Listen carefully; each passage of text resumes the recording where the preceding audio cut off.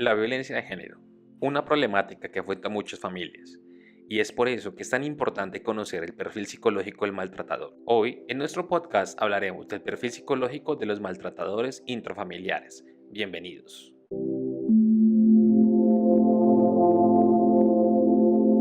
Previo a iniciar sobre lo que es el perfil psicológico, vamos a mencionar algunos mecanismos psicológicos de la violencia en el hogar. Todos los seres humanos experimentan diversas emociones: miedo, alegría, tristeza, ira y culpa ante las diferentes situaciones internas o externas que les plantea la vida cotidiana. Las emociones, la ira entre ellas, desempeñan una función adaptativa y son por tanto necesarias para la supervivencia de las personas. El miedo, por ejemplo, sirve para alertar a una persona de posibles miedos o circunstancias que pueden afectar. La tristeza es la expresión de un pesar que facilita la compasión o el apoyo emocional por parte de los demás. La culpa es lo que supone el malestar profundo y dificulta la transgresión de las normas éticas.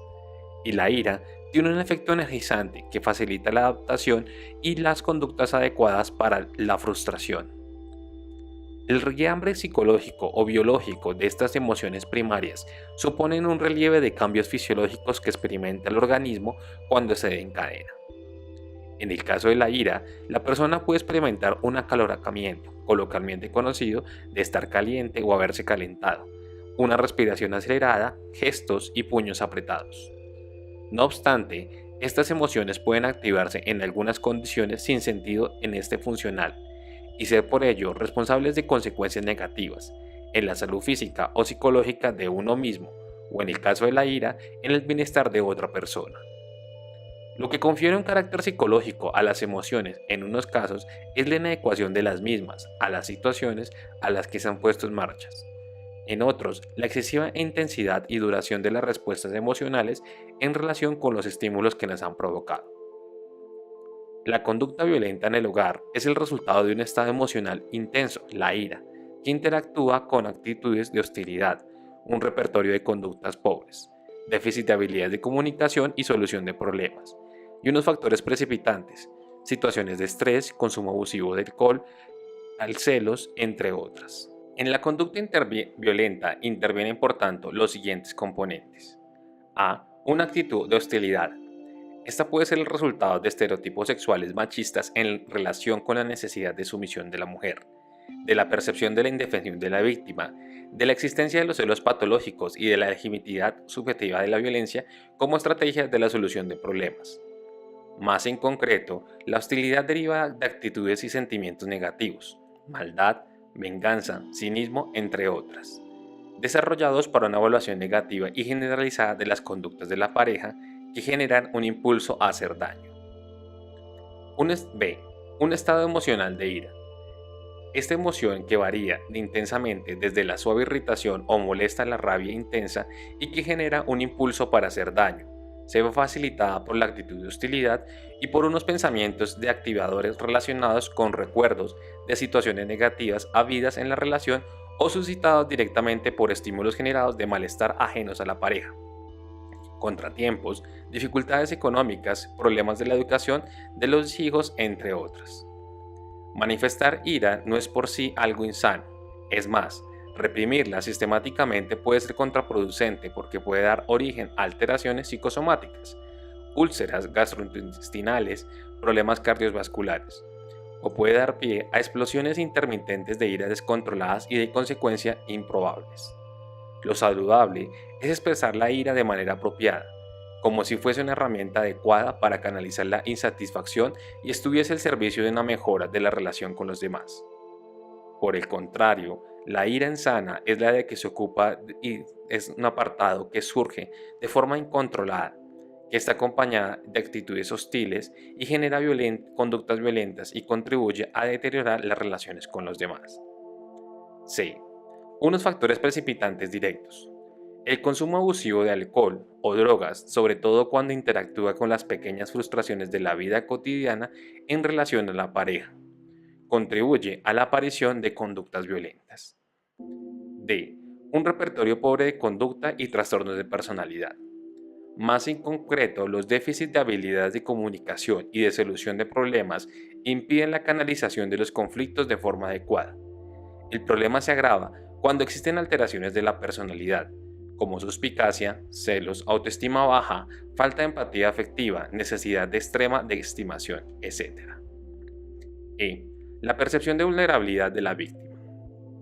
Un hombre irritado puede descargar su ira contra otra persona, un mecanismo de frustración, ira, agresión, pero suele hacerlo en aquella que perciben como más vulnerable y que no tenga la capacidad de respuesta energética y un entorno, la familia, en que sea más fácil ocultar lo ocurrido. De ahí que las mujeres, los niños y los ancianos sean las personas más vulnerables en el hogar. El refugio de protección por excelencia puede convertirse paradójicamente en un lugar de riesgo. El reforzamiento de las conductas violentas previas.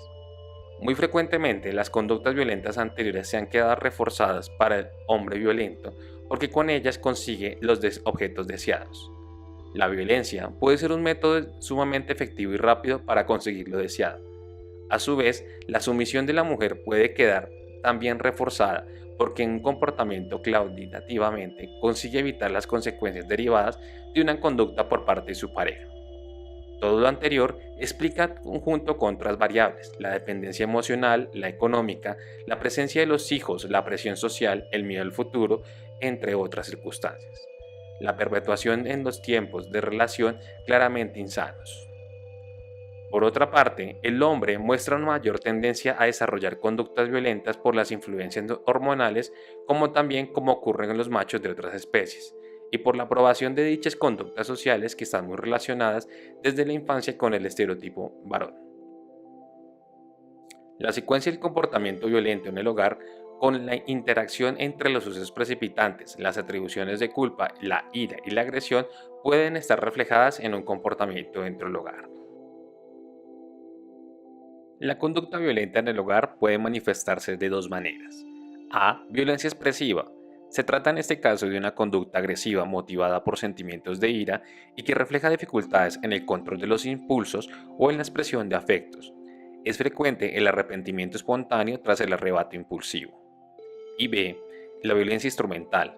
En este caso, la conducta agresiva es planificada, se expresa en un grado profundo de insatisfacción y no genera sentimientos de culpa. Una característica del maltrato es la conducta por parte del maltratador. Cuando una conducta genera malestar, al pensar fríamente en ella o es rechazada socialmente, se utilizan estrategias de afrontamiento para eludir la responsabilidad, como buscar excusas, alegar que se trata de un problema estrictamente familiar, hacer atribuciones externas y considerar lo que ocurre como, comillas, normal en todas las familias, o quitar la importancia a las consecuencias negativas de esta conducta. Al centrarnos ya un poco más frente a los perfiles psicológicos y demográficos de los maltratadores, Echeburúa nos plantea lo siguiente. Las personas violentas en el hogar cuentan con unas edades entre 40 a 45 años, llegan a estar casadas y con hijos en la mayor parte de los casos.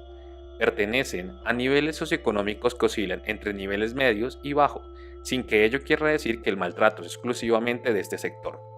De hecho, la sobreprotección de clase social baja deriva por un lado de que los programas comunitarios, que suelen ser gratuitos, atraen específicamente a este segmento social, y por otro de que la mayor carencia de recursos educativos, sociales y económicos están en esta clase social y generan una mayor frustración, que hace más posible la aparición de conductas violentas. Si bien la mayor parte de los agresores ejercen un maltrato físico, además del psicológico, es destacable que entre un 37% de los casos el problema sea maltrato psicológico, humillaciones, desvalorizaciones o insultos. La duración de la violencia familiar es superior a los 5 o 10 años y se remonta frecuentemente al noviazgo, al primer año de matrimonio. En un estudio hay un 36% de maltratadores que han sido víctimas de malos tratos en la niñez. Queda, sin embargo, una mayoría en la que no se le da con la continuidad, víctima de maltrato en la infancia y víctima de maltrato en la vida adulta.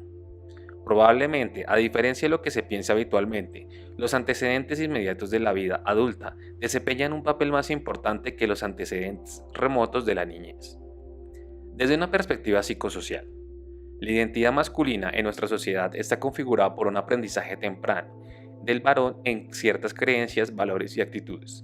el ocultamiento de las emociones, la preocupación central por el éxito profesional y el ejercicio por el poder de forma de control a todos los niveles.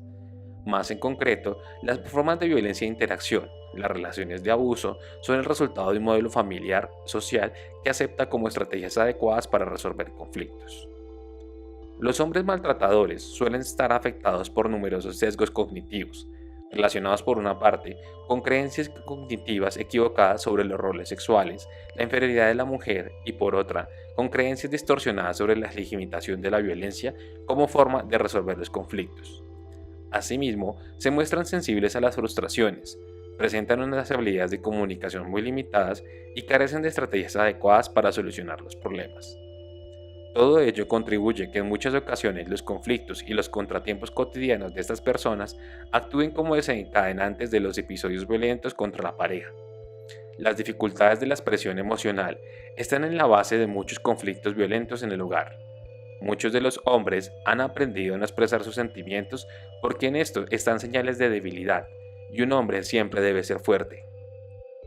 Los hombres violentos, sobre todo, cuando cuentan con baja autoestima, tienden a valorar las situaciones como amenazantes. De este modo, las situaciones o sentimientos y esta percepción distorsionada de la realidad pueden conducir a conflictos a que al no saber responder de otra manera se expresen de forma violenta. Pero esta situación lleva un círculo vicioso. La reiteración de la violencia no hace aumentar la autoestima del agresor.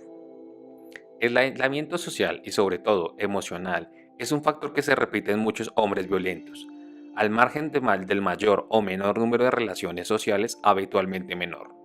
Lo más característico es la dificultad para establecer relaciones de intimidad o de amistad profunda, lo cual es un reflejo del analfabetismo emocional que les caracteriza. Si bien pueden aparecer algunos rasgos de personalidad acentuados como dependencia emocional, agresividad general y problemas en el control de la ira y la impulsividad, déficit de autoestima y celos, la mayor parte de los maltratadores son personas sin un trastorno psicológico. No obstante, aunque pequeña, hay una relación entre la violencia familiar y enfermedades mentales. La psicosis en función de los delirios, el abuso de alcohol y drogas que pueden activar las conductas violentas en personas impulsivas y descontroladas son los trastornos mentales más frecuentes en relación con la violencia en el hogar. En general, los trastornos de conducta y las drogas constituyen un cóctel explosivo.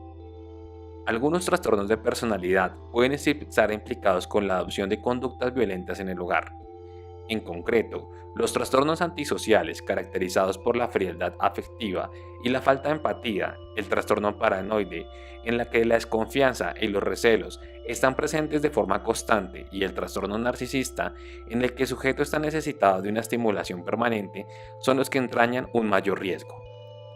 Los factores predictores de comportamientos violentos entre los hombres enfermos mentalmente son los siguientes. A. Historia previa de agresiones. B. Negación de la enfermedad y consiguiente rechazo al tratamiento. C. Trastornos del pensamiento y delirantes de persecución o de la percepción, alucinaciones relacionadas con fuerzas externas controladoras del comportamiento. Mención aparte merecen los crímenes pasionales, es decir, aquellos que se cometen bajo los efectos de una gran tensión emocional que se enturba la conciencia y que tienen una causa fundamental, los celos patológicos. Sin llegar a ese extremo, en el contexto de unos celos exagerados e incontrolables, tiene una buena parte de la violencia doméstica. Los ataques de celo y sentirse despechado junto a la presencia de comportamientos agresivos y de un repertorio de conductas y de interés muy limitado, y la ausencia de autoestima y habilidades sociales son las causas más frecuentes de homicidios conyugales y un factor determinante en un casi 20% de todas las agresiones en Estados Unidos. En 1996, en España, según el Ministerio de Interior, 65 personas murieron en manos de su cónyuge, de las cuales unas 50, prácticamente una por semana, eran mujeres, que separadas de su contexto, con un largo historial de amenazas y agresiones, formaban parte de un grupo indefenso. Por ello, los motivos pasionales junto al ajuste de cuentas, venganzas y los arrebatos de locura constituyen las causas más frecuentes de homicidios y asesinatos. Con frecuencia, estos crímenes se producen una vez consumada la separación de la pareja. Las mujeres que logran abandonar estos hombres son sometidas a un hostigamiento extremo con un método de presión. El varón suele reaccionar con violencia ante las infidelidades o crisis de convivencia. El homicida, frecuentemente en paro o en alcohólico y con historial previas de maltrato, suele acabar por entregarse a la policía o por suicidarse. Lo que lo diferencia por otros crímenes es que tratan de ocultar su implicación en el delito. En la mayoría de los casos, la víctima es la pareja y no el rival. A veces, sin embargo, las víctimas pueden ser ambas, incluso el propio sujeto, e incluso en forma de suicidio, para evitar la separación en la vida y para asegurar la unión hasta la muerte. No deja de ser impresionante esta paradoja supresa entre los celos patológicos y matar en nombre del amor. Como una síntesis a lo que hemos hablado anteriormente, hay una presencia abundante de síntomas psicopatológicos en menor medida en los cuadros clínicos definidos en los hombres maltratadores. De hecho, estudios de Chebrúa de 1977 resultan y resaltan un 45% de los sujetos presentan una historia psiquiátrica anterior muy por encima de la tasa prevalencia entre el 15 al 20% de la población general. Entre los motivos más frecuentes de consulta han sido el abuso de alcohol, los trastornos emocionales como la ansiedad y la depresión y los celos patológicos. Sin embargo, la constatación de este hecho no supone una explicación unidireccional del maltrato doméstico. La violencia conyugal puede ser parcialmente el efecto de un trastorno psicopatológico, pero puede ser ella misma también un causante de alteraciones psicopatológicas, sin negar el papel indudable de los trastornos mentales en el desarrollo de la violencia. Deben plantearse algunos límites en esta explicación causal. ¿Cómo puede explicarse de este modo la interferencia de la violencia y se desata exclusivamente contra la esposa y solo en los límites del hogar?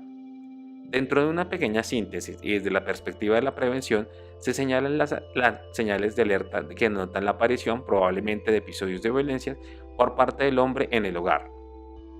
Señal 1. Excesivamente celoso. Señal 2. Ser posesivo. Señal 3. Se llega a irritar fácilmente cuando se le ponen límites. Como señal 4, no controla sus impulsos y dentro de la señal 5, bebe en exceso. Dentro de la señal 6, culpa a otros de sus problemas y señal 7, experimenta cambios bruscos de humor. Como señal 8, comete actos de violencia y rompe cosas cuando se enoja. Señal 9, cree que la mujer debe estar subordinada al hombre. Señal 10, ya ha maltratado a mujeres en sus relaciones anteriores. Y como señal 11, tiene tipo de maltrato o baja autoestima. Los tipos de maltratadores. Los resultados que exponen en este apartado pretenden ser una aproximación del establecimiento de tipologías clínicas de maltratadores. Se trata de reflejar la percepción subjetiva de los autores frente a lo que hemos mencionado en este podcast, con los resultados obtenidos y el tipo de pacientes que se han observado en trabajos clínicos en los trabajos de Chebrúa. En lo que se refiere a la extensión de la violencia, la mayor parte de los sujetos, un 74%, son violentos solo en el hogar. Se trata de personas que ejercen un nivel de maltrato grave, pero en la calle adoptan conductas sociales adecuadas. En este caso, la frustración de cotidianas fuera de la casa, así como el abuso de alcohol o celos patológicos, contribuyen a desencadenar episodios de la violencia dentro del hogar. Por el contrario, los violentos en general, el 26% de la muestra en los que son frecuentes las experiencias de maltrato en la infancia, son personas agresivas tanto en la calle como en la casa, y cuentan con muchas ideas distorsionadas sobre la utilización de la violencia como forma aceptable de solución de problemas. Al hablar de los perfiles psicopatológicos, hay personas con déficit en atención en las habilidades interpersonales, el 55% de la muestra, es decir, que no han aprendido habilidades adecuadas para las relaciones interpersonales, debido a carencias habidas en el proceso de socialización. El recurso de la violencia suple la ausencia de otro tipo de estrategias de solución de problemas. Por otra parte, los maltratadores sin control de impulsos, el 45% de la muestra, son personas que tienen episodios bruscos e inesperados de control de violencia. Si bien presentan unas habilidades sociales más adecuadas y son más conscientes de la violencia, no es una forma aceptable de resolver los conflictos. Se muestran incapaces de controlar los episodios violentos que surgen de una forma de un trastorno explosivo intermitente. Hemos llegado al final de nuestro podcast. Te agradecemos que te hayas tomado todo el tiempo completo para escucharlo. No olvides dejar tus comentarios y sugerencias dentro de nuestra caja de comentarios habilitada en la parte de abajo. También recuerda activar la campanilla para que te lleguen las notificaciones cuando creemos nuevos contenidos. Recuerda seguirnos en nuestras redes sociales como son Facebook, Twitter, LinkedIn e Instagram, donde publicaremos diferentes conocimientos para ti. Nos veremos en una próxima ocasión. Hasta pronto.